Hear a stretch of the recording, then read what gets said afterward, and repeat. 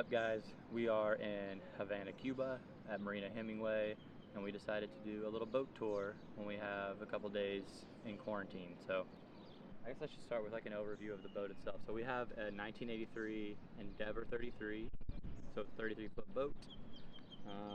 So at the front of the boat, you see in one of our other videos, we have a 45-pound Mantis anchor. We went one size up, which a lot of cruisers do just for extra holding power and security. We also carry a spare anchor that's a 35-pound Danforth. So for our main anchor here, we have 5/16 G43 chain, 150 feet of it. I did that, or we bought that because G43 is a little bit lighter than Triple B or some of the other chains, and it's smaller. So we don't have a windlass, so me pulling it up every day, this lighter chain is gonna save my back over time. So, and then our spare anchor has 30 foot of chain and 150 foot of road. So I guess we'll go to the sails. We have a 110 Genoa up here on our roller furler. And if you don't know what this is, it furls the sail, spins it up whenever you want to put it away or put it out. And these lines lead back to the cockpit, which control unfurling and furling it and trimming the sails. And also this red line here that runs from the drum all the way back to the cockpit. That is the furling line that will roll this up when you're ready to put it away, so you don't have to come forward. It's pretty nice. Okay, let's move back to the mast and we'll talk about our main. Okay, so now here at the mast we have something pretty cool. It is a in-mast furling main. There's a few different types of furling mains. Sometimes they furl into the boom here, but ours furls up here in the mast. It's pretty easy. It just has two lines here, control lines, an in and an out to furl it, and those run down to the deck and back to the cockpit. So you can furl and unfurl the main from the cockpit without ever leaving. And then you have this line here, which is run to the end of the boom, back through the boom, down to the deck, and follows the control lines back to the cockpit. So as you unfurl the main, you pull on this line and it basically pulls the foot of the sail back and tightens it. So pretty easy system. Sometimes it gets snagged every now and then, but we've been able to shake it out without actually having to climb the mast to deal with a tangle at the top. So it's been pretty good so far. We haven't had any issues with it. I really like it because we've done some overnight passages so far, and whenever you are out 80 miles offshore, you don't really want to go forward to mess with putting a main down or reefing it. You can just do it from the cockpit. It's really nice. Okay, so we'll move back to the cockpit now. Okay, so here in the cockpit, we'll go over kind of like how everything is controlled.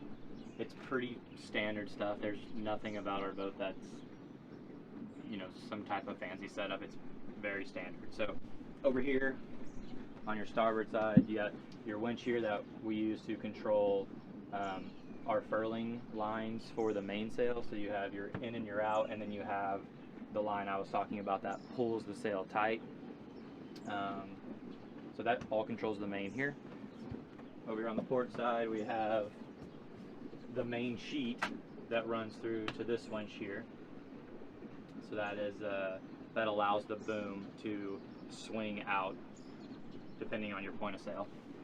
And then up here at the front, it's not super easy to see from here, but my lines are running through here and here, and that's for the traveler to allow the boom to go out even further to each side. And then over here on the sides, more aft, like by the wheel, these winches here and the winch behind you, this is what pulls the jib out or the Genoa out and trims the Genoa. So our furling line for the jib or the Genoa, whatever, is here, and it's run from the furler that I showed you at the beginning. It runs along the deck, this red line, all the way to here.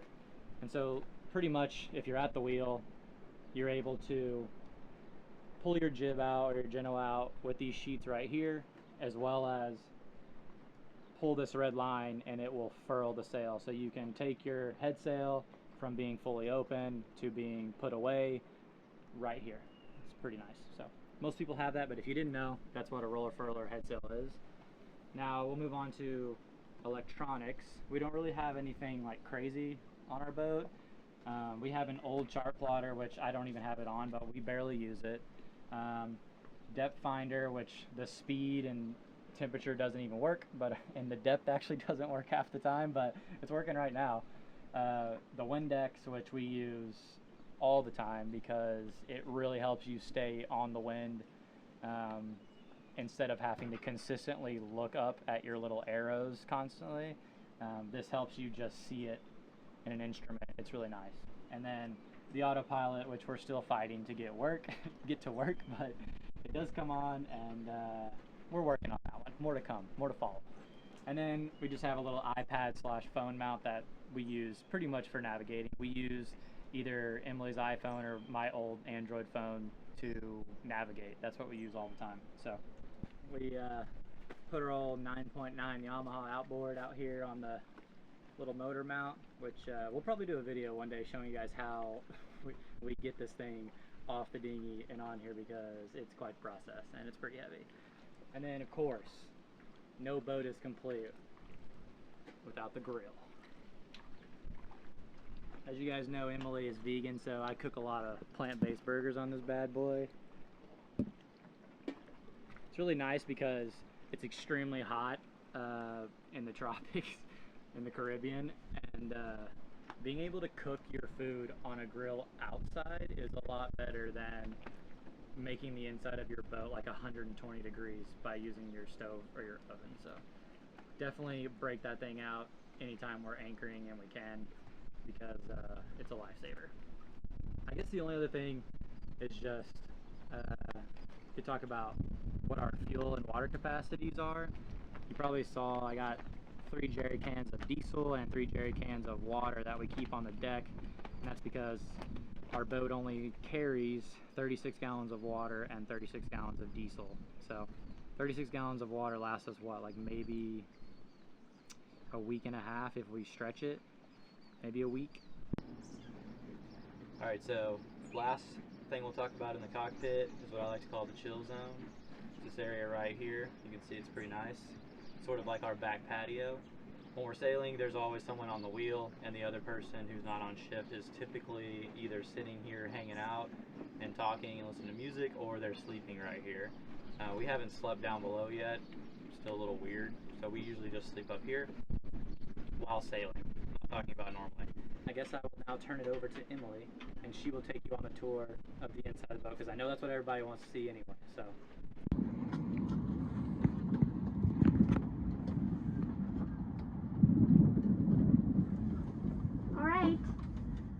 So we've had our boat for a while, but we figured we can finally show you guys what's going on. So I'll start with the interior. If you want, we'll just start at the back.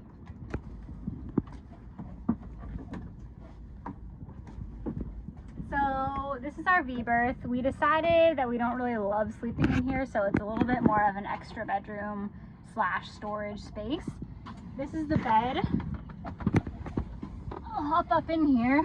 So it's pretty spacious actually and cozy, but we just don't love the shape of it, and it's kind of just like cramped, and we feel like we're just like constantly hitting the wall. So we're lucky that we have a bed out in the living room as well. But so we have all of our fishing gear over here. We have our new spear gun that we're excited to test out, and I have a little bit of a blanket obsession, so we have outdoor blankets and indoor blankets, and then we just kind of store some of our stuff in here. So it opens up, and there's actually a lot of storage under here that we kind of use for stuff that we don't use that often. So I won't open it up right now because it's kind of hard to get to, but there's a ton of airflow in here, so it feels really nice. So if anyone does come and visit us, then it'll be really nice for them to stay in here. We'll of course clean out all of the stuff. So one more thing in here, we just kind of keep it accessible, is our medical bag. So we have in here basically everything we need for hopefully anything that could go wrong that I could actually deal with. I do have an EMT certification. It's not a whole lot of experience, but I have the ability just to do kind of basic wound care, things like that. So we've got some sutures in here. We've got a little bit of IV materials in case someone gets super dehydrated. We've got a lot of medications and things like that. This is our med bag. So and it's full. That thing weighs like 30 pounds. It's very full. It's got a lot of stuff in it. So if anyone ever needs help, hopefully I'll be able to whip this guy out. Hopefully we won't need it, but just here in case we do. So Tanner also keeps all of his clothes in here. This is kind of his little area, some drawers. We have like a little shoe cabinet down here that if I open it, the shoes might fall out, so I'm not gonna do that. But there's quite a bit of storage in here actually, more than it seems at first sight. A little hat rack. Got a lot of hats, Yeah. kind of necessary when it's sunny all the time. Absolutely. So this door closes. Behind here, you have a hanging storage locker, which is really nice. It stores a lot of clothes. So I realize most of them are mine, but it stores a lot of stuff. We also have some food storage up here. So things that don't need to be refrigerated, they're kind of in airy baskets so that they get some air. The potatoes decided to sprout already. Not a big deal. Back here we have some of our cords and just things we need to access more often, and that's about it. This is our bathroom. Tanner's gonna give you a little tour real quick in there. It's very tiny. Yeah, so this is the head. Nothing special really. Got a sink, got a composting head. We did the sea head. Got a little composting material down there. Yeah, we put our towels and our loofahs in here, and then we keep our foul weather gear in here as well. So yeah, I guess when it's wet, it can dry out in there and not get everything else wet in the boat. This is the main salon area. We have this nice little area here that we actually use as a bed. It's kind of turned into a day bed during the day, but we do sleep here as well. It's a lot more space and it's pretty comfortable. As you can see, there's some serious wind coming in this hatch, so it's almost as good as the v-berth as far as airiness. It's pretty comparable. I store a lot of my dry goods here on the side of the boat.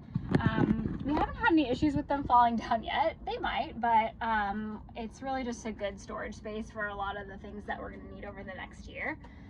As far as other storage areas here, if you open this table up, give you a little look. We have a lot of spices back here, some oil and things like that. And then this table actually folds out, so we're able to eat on the couches here and turn into a little kitchen or a little workspace or anything like that. So that gives us a bit more storage, and we like that the table is put away like that because it just gives us more space as far as when we're walking around and things. It just makes it kind of feel bigger. Yeah. The mast is kind of out of the way too, so we're just not really having to walk around anything, which is really nice. This side over here, we have a bit more storage. Underneath here, we have a little bit, but our water tank is under there, so it doesn't hold a whole lot of storage. And then on this side here, we have our air conditioning that doesn't currently work, but we're hoping will work at some point. So that takes up a lot of the storage there. Tanner actually stores a lot of his stuff behind here in these little back pouches. So those things open up, and there's actually quite a bit of storage in there for tools and things that need to get access kind of more often. And then we have a lot of our camera gear kind of stored over here. I won't pull it out right now, but we don't actually have a lot of camera gear because we just use an iPhone. So we'll probably do a little another talk on that at some point, but our camera gear is really, really small. So that's kind of nice because we have a small boat. This is our little fruit basket, which holds a ton. It's awesome. Got a lot of citrus in here right now. This is our chalkboard that we decided we're going to use for planning purposes. So there's that. And here's our little tiny kitchen. It doesn't take much. So we installed these things. They are awesome. They're a ton of extra storage, and just like it's really difficult in the kitchen sometimes because everything is below 20 other things. So it's nice to have these so that we can access things more quickly instead of having to like reach behind and whatever. This, like you can see, there's some storage back here. We can fit quite a lot of stuff back there. And then we have all our dishes here. We only have one of each thing, so it's not too much. Silverware right here. And then we have just containers back here in this one here. If you want to look inside our fridge, you can. It's filled to the very brim, but it does what it needs to do, and stays cold, so that's all that really matters. This is kind of like the snack area, so we just kind of keep out all the things that we are currently eating that need to be eaten up here. And then the stove, 2 burners, propane. The oven works as well. It's a tiny little oven if you open this up right here. There's a little bit more storage back here with cutting boards. So that's it with the kitchen. It's tiny, but it works. We use this area here as more cutting space, sometimes up here, sometimes over there. So you just gotta use what you have. This is the nav station here. We have, if you looked it up, there's a bit of interesting stuff down there, some paperwork, important documents, things like that. This is our catch-all, so for sunglasses and wallets and keys and all of that kind of stuff. And this is our switchboard. So we installed this little guy too.